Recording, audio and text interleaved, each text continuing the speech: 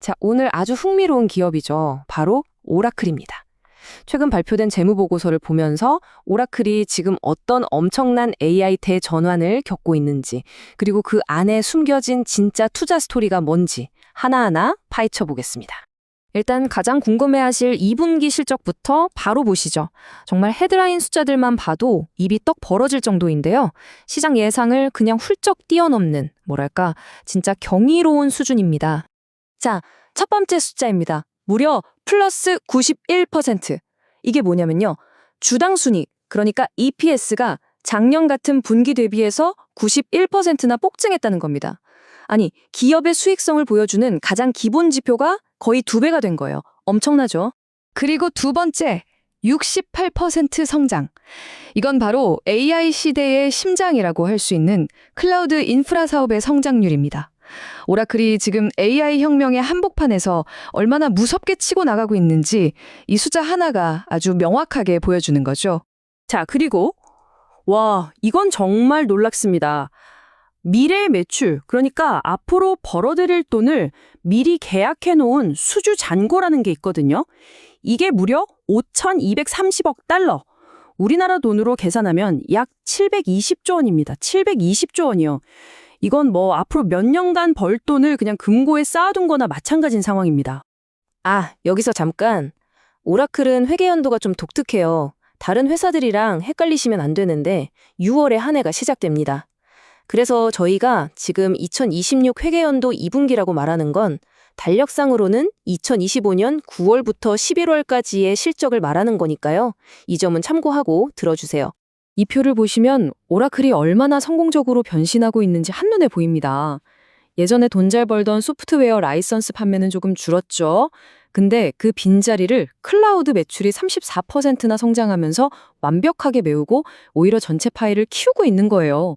순이익이 95%, 거의 2배 가까이 뛴 것도 결국 다 이 클라우드 덕분입니다. 자, 그럼 도대체 뭐가 이런 폭발적인 성장을 만들어내는 걸까요? 네, 정답은 이미 나왔죠. 바로 클라우드, 그리고 AI입니다. 오라클이 이 두 가지의 모든 걸 걸었다고 해도 과언이 아니에요. 오라클의 성장 전략 정말 명확합니다. 한번 보세요. AI 열풍으로 기업들이 너도나도 AI 기술을 도입하려고 하죠. 그럼 뭐가 필요할까요? 바로 강력한 클라우드 인프라입니다. 이 수요가 오라클의 클라우드 사업을 폭발적으로 성장시키고 이게 또다시 어마어마한 미래 계약, 즉 수주 잔고로 이어지는 완벽한 선순환 구조를 만들어낸 겁니다. 성장 동력을 좀 더 구체적으로 뜯어볼까요? 역시나 핵심은 클라우드 인프라입니다. 매출이 68%나 늘었으니까요.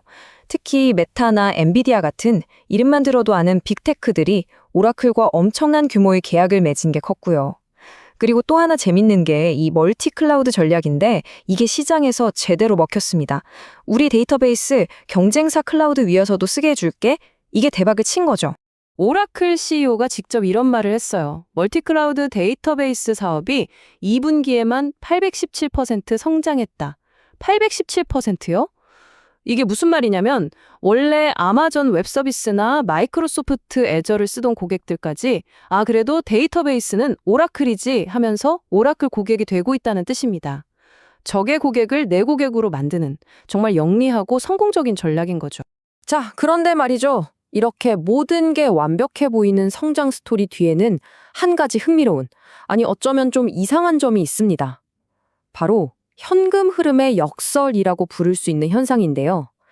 오라클의 재무 상태를 제대로 이해하려면 이걸 반드시 알아야 합니다. 클라우드 주문이 말 그대로 폭주하니까 오라클도 가만히 있을 수가 없죠. 이걸 다 감당하려면 데이터 센터를 엄청나게 지어야 하거든요. 그래서 돈을 쏟아붓고 있습니다. 여기 보시면 자본 지출, 그러니까 시설 투자가 1년 만에 3배 이상 늘어난 걸 볼 수 있습니다. 정말 공격적인 투자죠. 자, 그런데 여기서부터가 진짜 재밌습니다. 이렇게 돈을 많이 쓰고 있는데도 오라클의 핵심 사업 자체는 돈을 엄청나게 잘 벌고 있어요. 지난 1년 동안 영업활동만으로 벌어들인 현금이 무려 223억 달러입니다. 그러니까 장사는 정말 잘 되고 있다는 거죠. 하지만 방금 본 그 어마어마한 데이터 센터 투자 비용을 여기서 딱 빼고 나면 어떻게 될까요? 회사에 최종적으로 남는 현금, 우리가 잉여 현금 흐름이라고 부르는 게 마이너스 131억 8천만 달러로 곤두박질칩니다. 돈은 잘 버는데 통장 잔고는 마이너스가 되는 이 역설적인 상황, 도대체 어떻게 된 일일까요? 수익은 역대급인데 현금은 오히려 타들어가고 있다. 이 상황을 우리는 어떻게 해석해야 할까요? 이게 바로 지금 오라클을 보는 모든 투자자가 가장 먼저 던져야 할 가장 핵심적인 질문입니다. 해답은 오라클이 그리고 있는 더 큰 그림에 있습니다. 이건 결코 돈을 흥청망청 쓰는 게 아니에요. 오히려 미래 시장을 완전히 장악하기 위한 아주 치밀하게 계산된 투자 전략의 한 과정일 뿐입니다. 말하자면 과거의 오라클과 새로운 오라클이 있는 겁니다. 과거의 오라클은 모든 걸 자기들끼리만 하려는 폐쇄적인 회사였죠. 자기 칩, 자기 소프트웨어. 하지만 새로운 오라클은 정반대입니다. 칩도 클라우드도 가리지 않는다. 다 열어주겠다는 개방형 플랫폼으로 완전히 탈바꿈한 거죠. 레리 앨리슨 회장이 이걸 아주 멋진 말로 표현했죠. 칩 중립성. 이게 뭐냐면 우리가 굳이 칩 만들 필요 있나? 그냥 지금 시장에서 제일 잘 나가는 엔비디아 칩 같은 거 사다가 고객한테 바로바로 제공하는 게 훨씬 낫지? 라는 겁니다. 훨씬 빠르고 유연한 전략이죠. 자, 그럼 이제 모든 조각이 맞춰집니다.